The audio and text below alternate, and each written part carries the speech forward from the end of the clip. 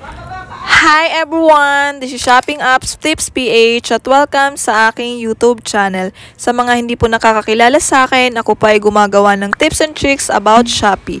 Kung interesado ka sa ganitong klaseng content, kindly consider to subscribe my YouTube channel para updated ka sa aking future uploads. Sa video na ito ay meron po akong i-share sa inyo. Ito ay paano mag-withdraw ng seller balance to Cbank. Kung gusto mong malaman, keep on watching!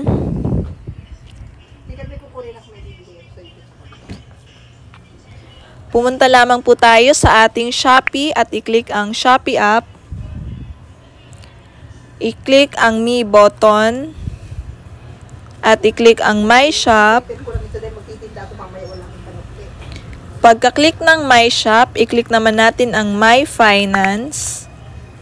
Ayan. Sa My Finance, ang nakalagay dito ay yung My Balance, Withdrawal, and Transactions. Ang i-click natin dito ay yung Withdrawal since magwi-withdraw tayo ng ating seller balance. I-click lang natin siya. Ayan. Dalawa ang aking bank account dito. So, ang i-click ko ay yung Cbank. Ang Cbank ko po ay nakalink sa Shopee. Ayan. Sa withdrawal amount, ilalagay lang natin dito ang amount na gusto nating i-withdraw. For example, ito. Ayan. For example, withdrawal balance kung gusto na nating i-withdraw lahat ng ating income from seller. I-check lang natin siya. Ayan. Pag na-check na natin siya, i-click naman natin itong next button. Yan.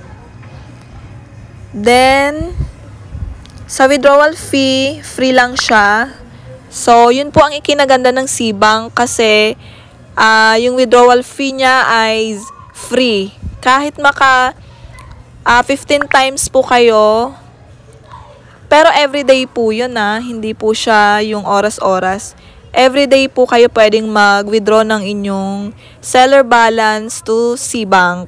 So, free lang po yun. Then, ano po siya, real time po siya napapasok sa inyong Cbank account.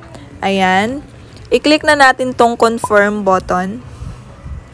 Then, ilagay natin yung ating PIN.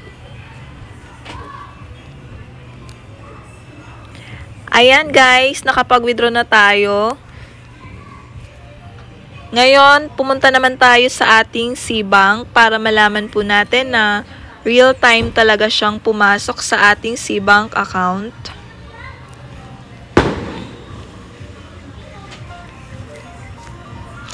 I-input lang natin yung ating MPIN. Ayan, na-receive na po natin yung ating withdraw from seller balance. Ayan.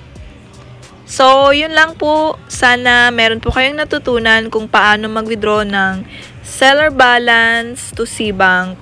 Thank you for watching. Bye-bye!